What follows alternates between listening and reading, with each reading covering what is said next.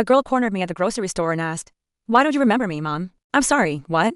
I asked, thinking she'd mistaken me for someone else. Her voice cracked with anger. "Mom, it's me, Emily, your daughter." A strange tingling crept up my spine. "I think you're confused. I don't have any children." She pulled out a birth certificate from her backpack and showed it to me. "I know you're my mother. You gave birth to me on March 15, 2007. I looked at the paper, and my name was there. I would have been 17 then. I'm 35 now." The math worked, but nothing else did. "This has to be fake," I said, though my hands had started trembling.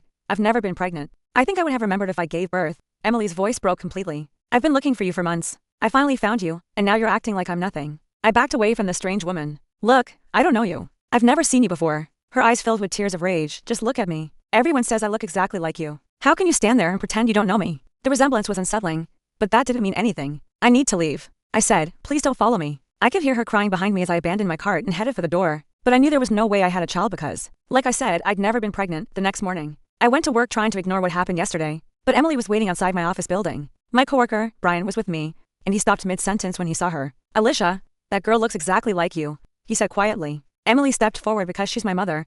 She gave me up for adoption 18 years ago. Brian's eyes widened, looking between us. "Alicia, you never mentioned having a kid." "Because I don't." The words came out too sharp, too desperate. "I've never had a baby." "This is insane." Brian frowned, doing the math in his head. "Wait." He looked at me strangely. "Alicia, you disappeared during junior year.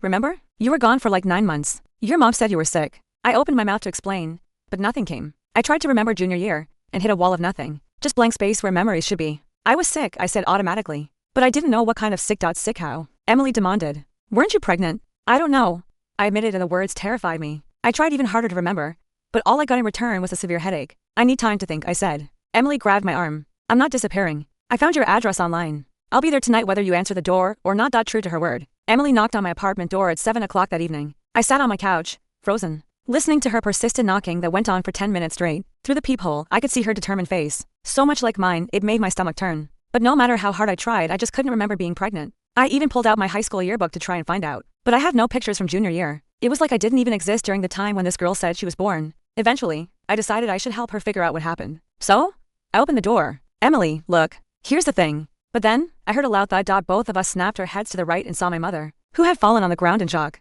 "Oh my God," she muttered like she'd just seen a ghost. "Are you my grandmother?" Emily asked. My mother stood up with her legs shaking and slowly walked towards us without saying a word. But she was acting so strange that it made me angry. "Mom, why are you here? Is it true that I was pregnant? That I gave birth to this girl? But then, why don't I remember anything?" She took my hands in hers and said, "I never thought she'd find you." "Mom, what are you talking about?" My head started to hurt and tears began streaming down my face.